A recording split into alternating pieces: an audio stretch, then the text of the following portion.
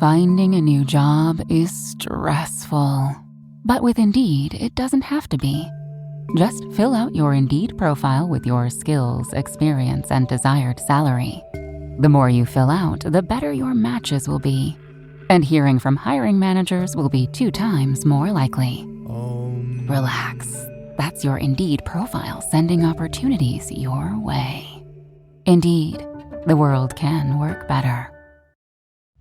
This episode is brought to you by Nespresso Virtuo Coffee Machines.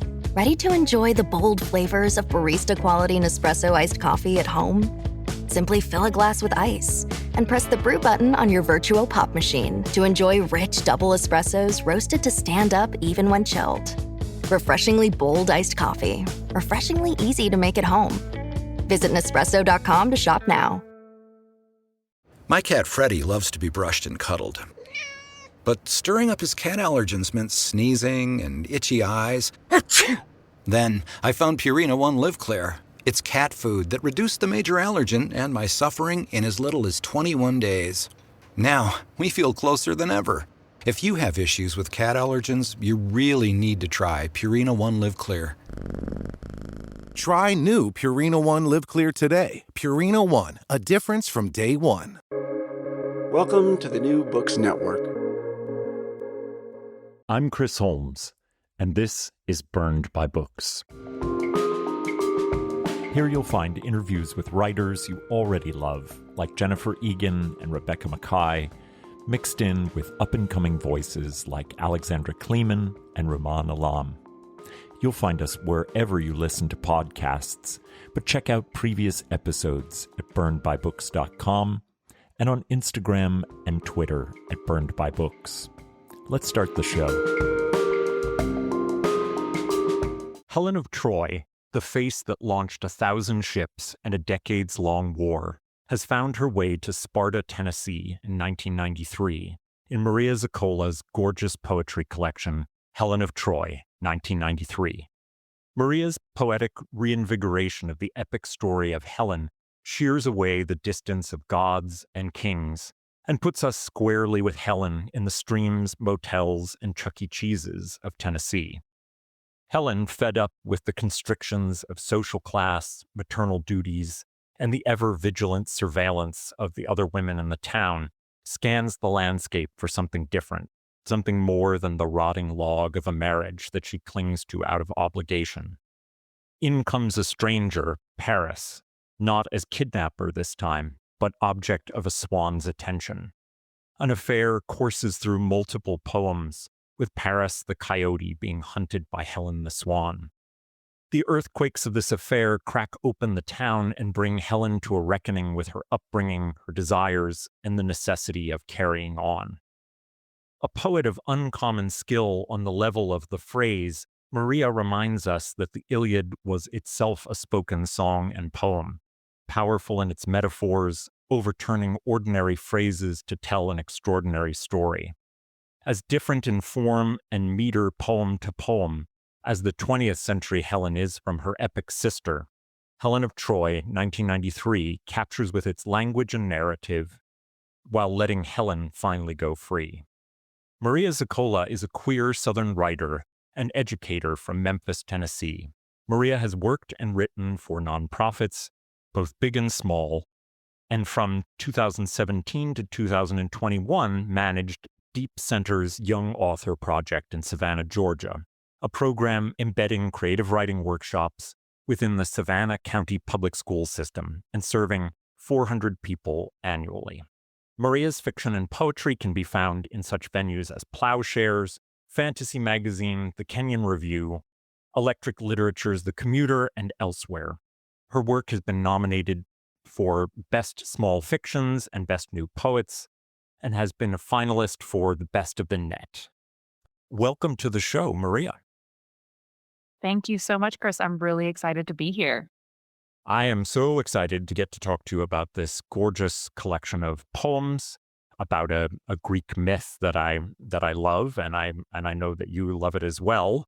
I have 2 intertwined questions about the genesis of this collection. The first is, why Helen in particular of the Greek myths that you grew up loving?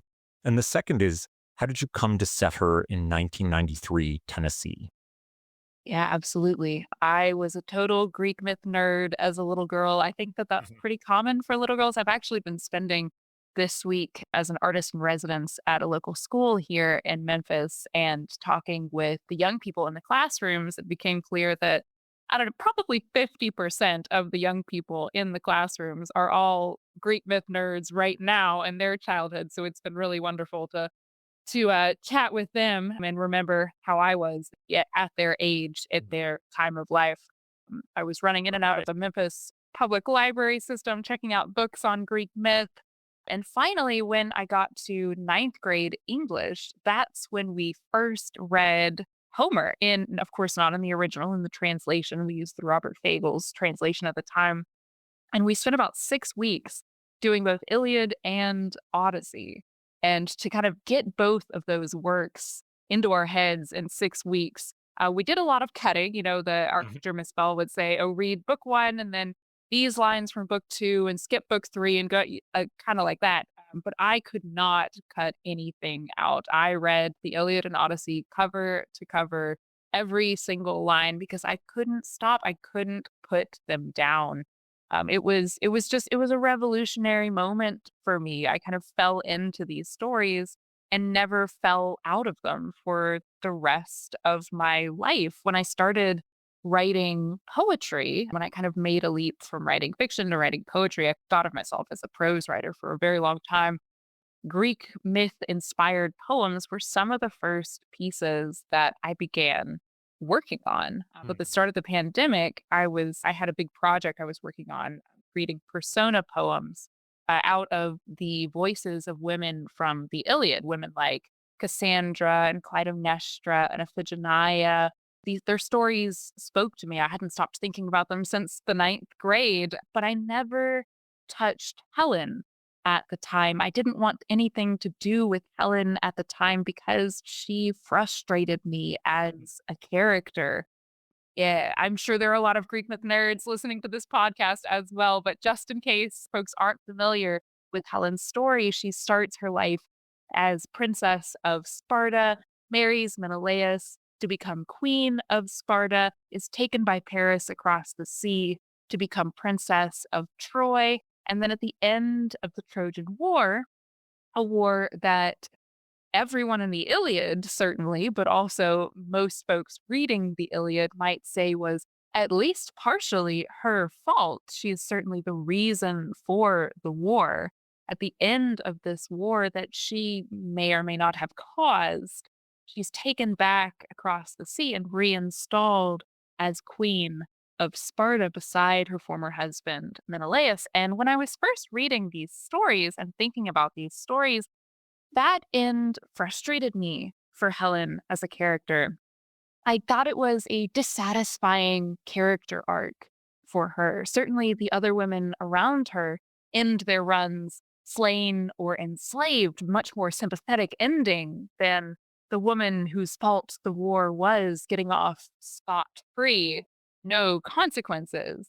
So I left Helen in the dust for a very long time until I guess it was about a year after I had stopped work on my persona poem project.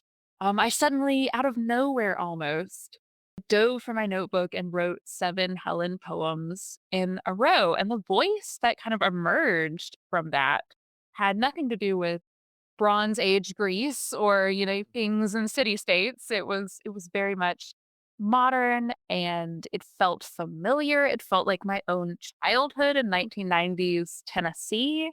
And the voice wouldn't stop. It just kept coming, poem after poem, until after about a year and a half, I had a full collection together. And that experience of writing these Helen poems, this whole Helen of Troy 1993 collection, transformed my relationship to Helen as a character. My deep study of her and her role in the Iliad, her voice in the Iliad, my kind of magnifying glass on her as a character made me understand in a deep way that in the Iliad and to a certain extent in 1993, although I do a lot of work to give agency back to Helen as a character, In the Iliad, Helen is a product of her circumstances, is a tool of the gods, is controlled by fate and the men around her in a culture where even a princess does not necessarily have any power. It made me understand that Helen was a woman in a very similar circumstance to the women I found so sympathetic in the Iliad, the ones who ended their runs slain or enslaved. Just because Helen ends her run back on the throne does not mean that she is any more free than those other women. I do a lot of work to change that ending in my collection in Helen of Troy 1993 to give Helen her agency back, to give her choices back, to allow her to make choices. But now I could talk your ear off all day, as you can clearly see, about But Helen as a character in the. yeah, well, no, I love that you came back to her after feeling mostly frustrated by her. And you mentioned, her voice. But one of the things I love about this collection is all the shifts in voice that we get. And I was especially taken with the iconic, well, ironic Greek chorus of Spartan women who discuss swans at length, the stand-in for Helen and her mother, Leda. They are a font of gossip, projecting their own desires and unhappinesses onto Helen. Could you tell us how their plural voice came into being and how it operates in relation to the other voices that you draw up?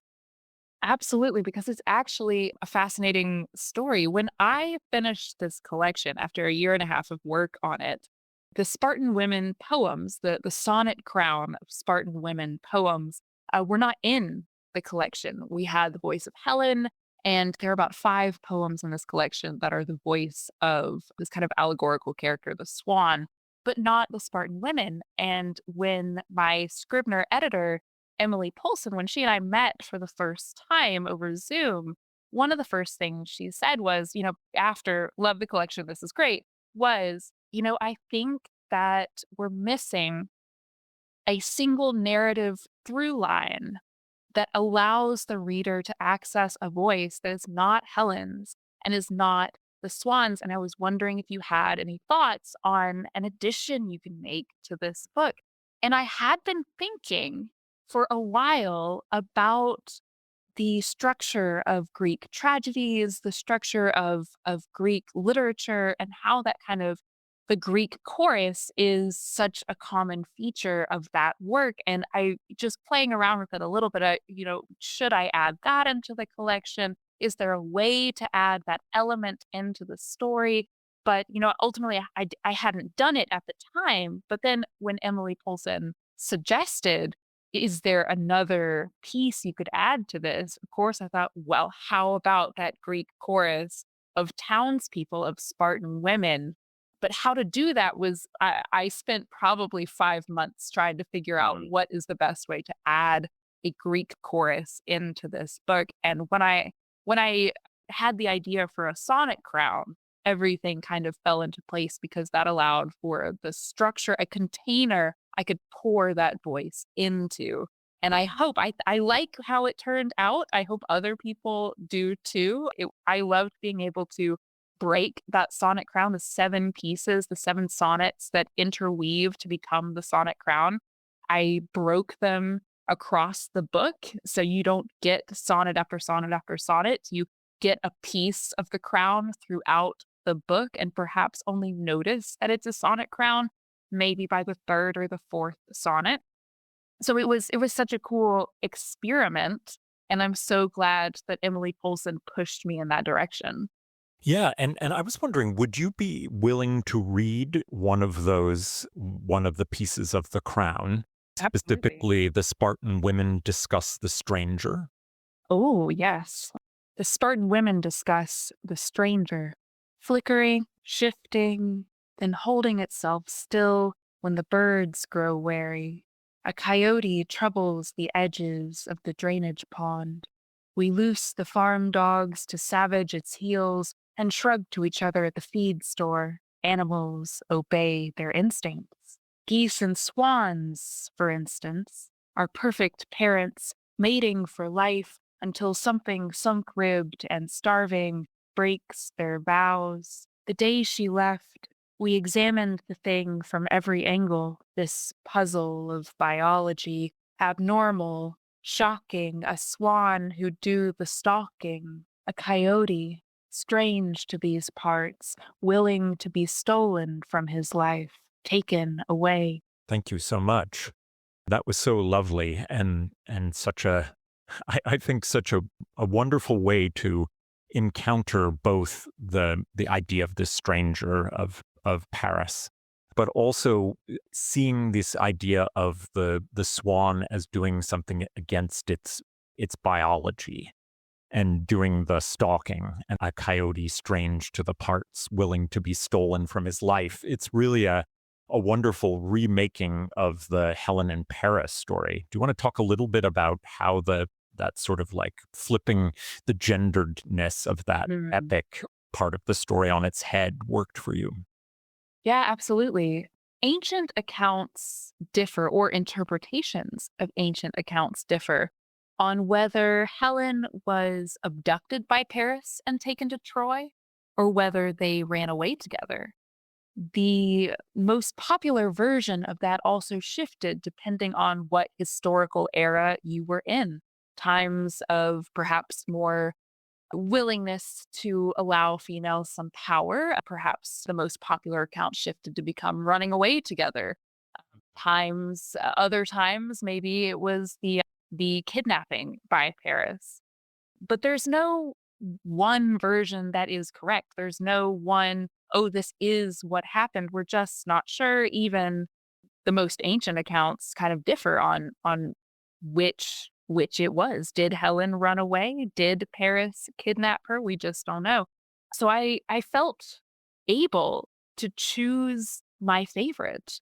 I prefer the version where Helen runs away with Paris. I think that that's really lovely, that she gets to make that choice. In Bronze Age Greece, in the ancient accounts, even if we are saying, oh, Helen made that choice to run away with Paris, I think that there's certainly a negative value judgment ascribed to that. Even if Helen is being allowed the agency to make that choice, it's not a good choice. Nobody thinks that that is the right thing that she should have done. She should have stayed with her husband. She should have stayed with her daughter. She should have stayed with her community in Sparta. And so if I run forward in time to 1993, we pretend that the story happened in 1993, small town Tennessee. Even if Helen is still the one making that choice, if she has the agency to choose to run away with Paris, I think that there is still significant negative value judgment that would have been assigned to that. I think her community in small town Tennessee would have looked at that and said, well, that's not natural. That's not good. That is against everything that we hold dear. That's our value system being flipped on its head. And whether or not in this version Helen did stalk Paris and steal Paris away from his life, I think that's the version her community would see that happened. Oh, it wasn't Paris's fault. It was this fallen woman, this hungry woman, this person who was not supposed to be a predator, and she's turned herself into a predator. How do you top your love for your cat? With a cascade of decadent savory gravy over a mouth-watering mousse pâté. Fancy Feast gems. 2 gourmet pâtés in one convenient pack. Simply peel and plate to reveal a pyramid shape that makes eating delightful and pamper her with an experience as extraordinary as she is. Turn the everyday into the extraordinary with Fancy Feast gems. This episode is sponsored by Friskies, who would like to tell your cats hi. Now, if that didn't get your cat's attention, there is one thing that always does the trick. Just pour some Friskies crunchy food in the bowl and you'll hear those paws come running. Works every time. With so many Friskies choices, you can always bring your cats running from their secret napping spots. There's always more to explore. See for yourself at friskies.com or visit your local store. The McDonald's Snack Wrap is back. You brought it back. Ranch Snack Wrap. Spicy Snack Wrap. You broke the internet for a snack. Snack Wrap is back. Ba-da-ba-ba-ba. That's really well said.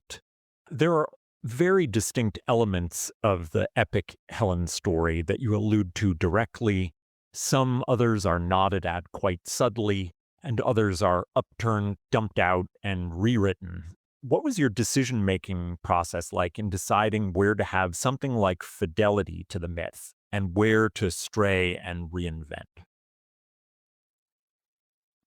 One of the most fun parts of writing this collection was getting to choose what pieces of the Homeric version of the story and of Homeric writing, Homeric tropes to be able to pull in as not only part of the plot, but also kind of almost Easter eggs to scatter throughout the book to see if other myth nerds like myself could pick up on them. So I think where I stuck most true to the story, it was less making a choice, a narrative choice perhaps, and more having a lot of fun and saying, oh, well, Homer did this version. I'm going to sneak this version in as well. Or this came straight from the mythology. Let me put this straight from the mythology right in there. And where I chose to break from that was also me having a lot of fun, was me saying, what would happen if this happened instead? What would happen if Helen diverged in these ways? So I think the greatest part of getting to write a collection like this, especially, in the early days before I knew that anyone would read these poems or anyone would care about these poems, was getting to do whatever I wanted, to have the complete creative freedom to see how far can I push this. There are no lines. I can cross them all. Yeah, that's so true. One of the things that you do in kind of a wonderful line crossing is that you're clearly interested in the friction and productiveness of the mix of sort of high and low culture, of epic forms and realist descriptions, and with gods and mortals both down in the muck, as it were. The poems revel in putting gods and kings in the streams of rural Tennessee, shopping at Piggly Wiggly's and chewing tobacco in pickup trucks and so forth.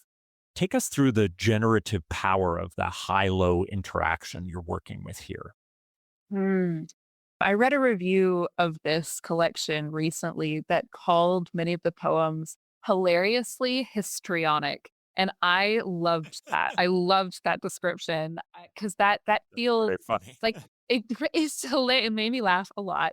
And I'd never thought of it like that. But then the second I read those words, it was like, well, I'm going to steal that and use that forever because that feels like exactly what I'm trying to do with so many of these poems. I have the best time writing them. I think they're hilarious, being as as overwrought as I can be while still, trying to aim for some literary precision here, but to reach for language that makes my eyes go wide, to try for turns of phrases that makes me sit up and take notice, to slip in Homeric phrases that seem really funny put together with kind of the mundane everyday. It's all deliberate, and yet what I'm going for, what I'm trying for, is an end result, a poem that feels like somebody sitting next to you and just getting it all off her chest in one quick burst. So Yeah, and that it was the Homeric forms brushing up against these other moments that really kind of caught my breath and that I thought was so inventive and fun. And there is a form and a type of poem that I wasn't familiar with that you come back to a couple of times, the golden shovel, which was apparently invented by Terence Hayes. And I wonder if you'd tell us what you found pleasurable in this new form and how it ended up being a really key formal device in the collection. absolutely. When I first learned about the golden shovel, which was not in a poetry class, I think I just stumbled upon it one day. Somebody had written a golden shovel and said, yeah, I forgot the title of the poem I first read, but it was, blah, blah, blah, a golden shovel after Terence Hayes. And I was like, what could a golden shovel possibly be? looked it up. It blew my mind. I became obsessed with golden shovels. I've written about 1 million, some published, most unpublished in my notebooks. And I just think that it's this fascinating way of taking a piece of text. Traditionally, they're made from Gwendolyn Brooks poems. I've done a few with Gwendolyn Brooks, but what I really like about it is that it can be used to speak back to a piece of original text in the same way an erasure poem can be used to speak back to a piece of original text. You can use a golden shovel for anything. You can create a golden shovel out of the Declaration of Independence or a cookbook or Homer himself. You can use a line and work it into your own writing in a way that comments on or allows the original text to comment on something that you are doing. In the collection in Helen of Troy 1993, I thought that the obvious use of the golden shovel would be to bring a translation of Homer directly into the text. I used the Robert Fagles translations for all of the golden shovels in this collection. That was the first translation that I read of Homer and holds a very special place in my heart because it was the first translation I read in 9th grade. And I used that text to drag Bronze Age Greece, to drag the tradition of the Iliad into this very non-traditional retelling. It was kind of to honor Homer, but also to, I guess, just continue that mishmash, that bringing the ancient into the modern in a way that hopefully will make the reader kind of sit up and take notice. Would you be willing to read one of those golden shovels? Helen of Troy avoids her school reunion. Absolutely. Helen of Troy avoids her school reunion. A golden shovel from Iliad Book 6, line 408 to 409, translated by Robert Fagles. You start off all bowl cut, tube sock, schoolhouse rock, and end up a bitch. And I've never been able to clock when it happened. What fine day that lemon soured, what burger I'd snarfed for lunch, what copy of Tiger Beat I was caking in doodle hearts while the proclamation rang out, I was, I am, I ever shall be bitchhood delivered by angels on high, gumming vicious wads of bubble yum and sliding each other these sweet little scheming glances, as if I hadn't already tea-leaved my fate straight out of the horror of the morning bus ride. Their cherry pie faces, of course I was gagging to know. Was it my hair, my clothes? Was it the way I didn't good girl freeze when Kevin Smith touched my waist? The way I laughed and loosened the buckled cage of my ribs? How I reached in right away to dig out my heart? And of course, the line from Homer, the Fagles translation of that line is, bitch that I am, vicious, scheming, horror to freeze the heart, which is something that in the Iliad, Helen says to Paris's brother Hector. Helen is only allowed to speak about 6 times in the Iliad. In the entire poem, she's this anchor character, the reason for the war, and she's given like six moments when she's allowed to have a voice. I didn't realize that. It's real. It's intense. It's intense. And this is one of them. Hector has come to find her. They're having this conversation. And Helen is calling herself a bitch, or, the Wilson translation calls it dog face. Bitch that I am, vicious, scheming, horror to freeze the heart. And I think, when I first read that line, which is characteristic of the way Helen refers to herself throughout the Iliad, she's very self-deprecating. I think when I read that in 9th grade, it was another piece that frustrated me about her as a character. I was kind of like, well, girl, like, get it together. Like, let's have a little more self-confidence here. Like, this is embarrassing. But I now am seeing and reading her lines of dialogue, the places she's allowed to speak, all this self-deprecating language that she gives herself, as very politically strategic. She's a woman, a foreigner, a foreign woman, almost trapped trapped behind enemy lines, even though the enemy is the one sheltering her from the war. She's trapped among a population that hates her, that despises her, that sees her as the reason why everyone is dying. She says at one point that Hector, Paris's brother, is one of the only people in Troy who was ever kind to her. So now I'm seeing her self-deprecating language, that bitch that I am, as very calculated as a way to keep herself safe in this culture that wants her gone. Mm-hmm.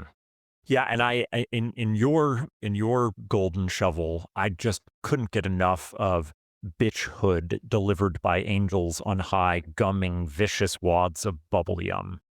I just think that's an amazing line, and it brings me to your line craft, which I think is really extraordinary. I felt winded after reading some of the lines, the sort of gut punch of language doing something new. Just a couple of choice samples, blasting my own ear with a sewer pipe of feedback, like somebody's deboning a xylophone. Another, who was that one wizard in Salem they squashed to death in a tofu press? Giles, somebody they just kept piling on, and that sucker smiled his bluebird smile and asked for more. And finally, your description of cat piss, the bright crack of ammonia through the air like a train whistle. Those lines are just a few of the really amazing line work that you do in this collection. And I wonder what your process looks like on that line-by-line level. Well, first, thank you so much. That is very kind. I think that when a poem is making me laugh or is making me kind of nod along, that is when I know that I have it right. And when things are going slower in my head, when I'm catching on different lines and pieces, when the flow isn't there, that's when I know that I have more work to do. For writing the kind of, as they call hilariously, histrionic pieces, and not all pieces in this book are like that. There are many other much more serious, much slower pieces. But for the quick pace, the ones that are, centered directly in Helen's kind of quick monologue style voice, my process is very much dump everything onto the page, just keep going, pen and paper into a notebook, dump it all out. It's going to be probably garbage, but like just keep going. And then cleaning it up afterwards, shaping it line by line, keeping the best phrases, getting rid of everything else. Really like, first dumping out the marble block and then coming in with the chisel and the breath to clean it up. Before I let you go, Maria, I'd love to know what you've been reading and loving recently, and if you have some recommendations for us. Definitely do. One, if I divide it into poetry books about Greek mythology, of which there are so many, and just other poetry books. For poetry books about Greek mythology, over and over I return to Alice Oswald's Memorial. It's one of the books that I pull off my shelf constantly. Her reinvention of pieces of the Iliad and her focus on the common everyday soldiers who are dying on the battlefield is just, oh wow, it's a song. I haven't read it. I'm gonna have to get it. It's so beautiful. And then, of course, Rita Dove's Mother Love, that reinvention of the Demeter and Persephone myth is a classic for a reason. I love it a lot.